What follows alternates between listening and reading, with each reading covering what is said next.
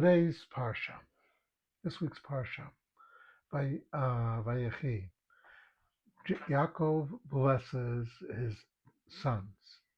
As we know, as I mentioned yesterday, he blessed Ephraim and Manasseh, making them equivalent to his other sons, thus giving Yosef a double portion.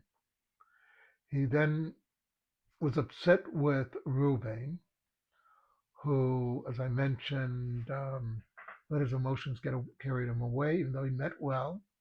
He was upset with Shimon and Levi because they also had a violent streak to them. You can imagine now Yehuda is sitting there waiting, and he knows what I've done. Oh boy, am I going to get it. And then he blesses him that he will be the leader. So why did Yehuda become the leader? What was it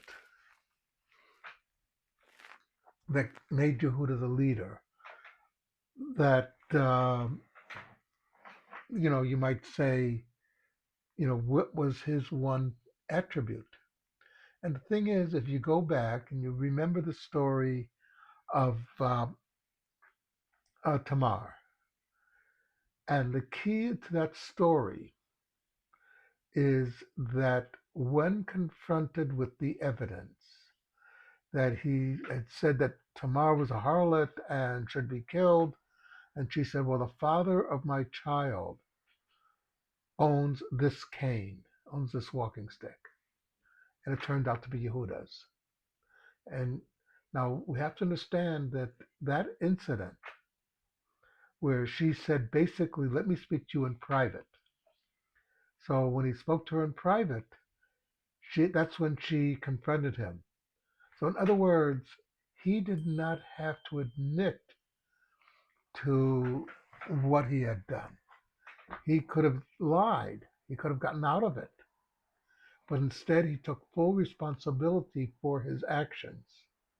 And Yaakov knows that only a person who's willing to take full responsibility for their mistakes could be a good leader. A leader has to lead by example. He has to lead. He has to have a good policy, but he also has to have character, and that's what makes Yehuda the leader. That's why his his tribe becomes the kings of Israel through David, and the Mashiach will come from Yehuda. Okay, just something to think about.